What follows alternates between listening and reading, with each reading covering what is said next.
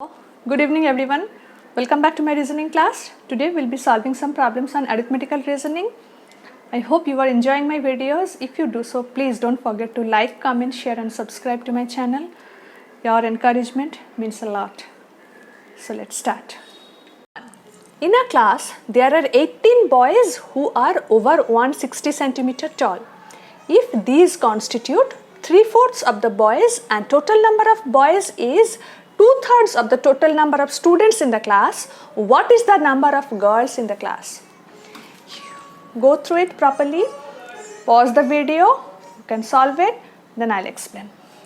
First, if you had gone through this problem carefully, then you will definitely come to know that this 160 centimeter tall, this part is to make you confused.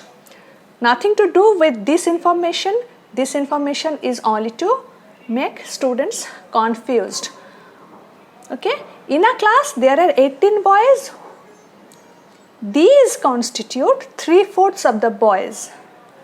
Okay, then if we consider total number of students as x, okay, then 3/4 of the total number of students, total number of boys as x. We need to consider total number of boys as x. So 3/4 of the total number of boys is equal to 18. It is given. Okay. So here x is equal to 18 multiplied by 4 divided by 3. That is 24 boys are there in the class, and the total number of boys is the 2/3 of the total number of students in the class. Now 24 boys are there in the class. These constitute 2/3 of the total number of students. Now suppose total number of students in the class is y. X we have already got, that is the number of boys. Now total number of students we need to consider as y. Then y multiplied by 2, 3. 2/3 of total number of students is equal to 24. Okay, total number of boys is 2/3 of the total number of students. Total number of boys is 2/3 of the total number of students. Here we need to consider total number of students as y. Therefore, y is equal to 24 multiplied by 3 divided by 2. That is 36. Therefore, total number of students in the class is 36. Total number of boys in the class is 24. Therefore, total number of girls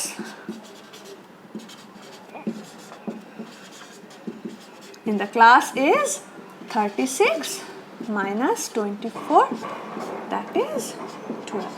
Therefore, 12 will be the answer. Okay, next.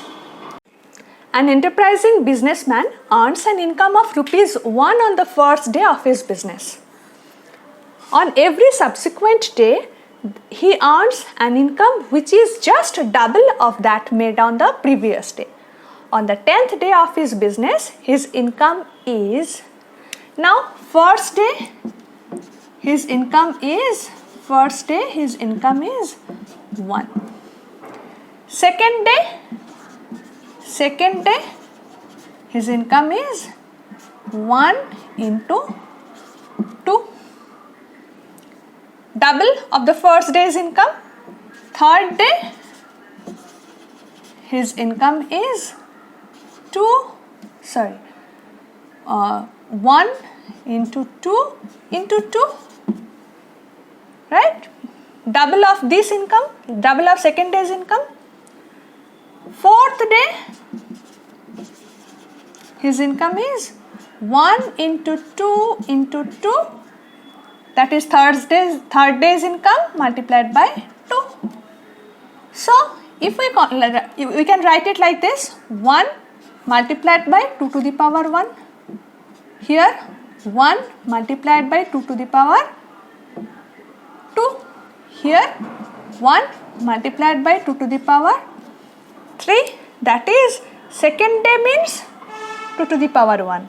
Third day 2 to the power 2. Fourth day 2 to the power 3. Like this. In nth day, his income will be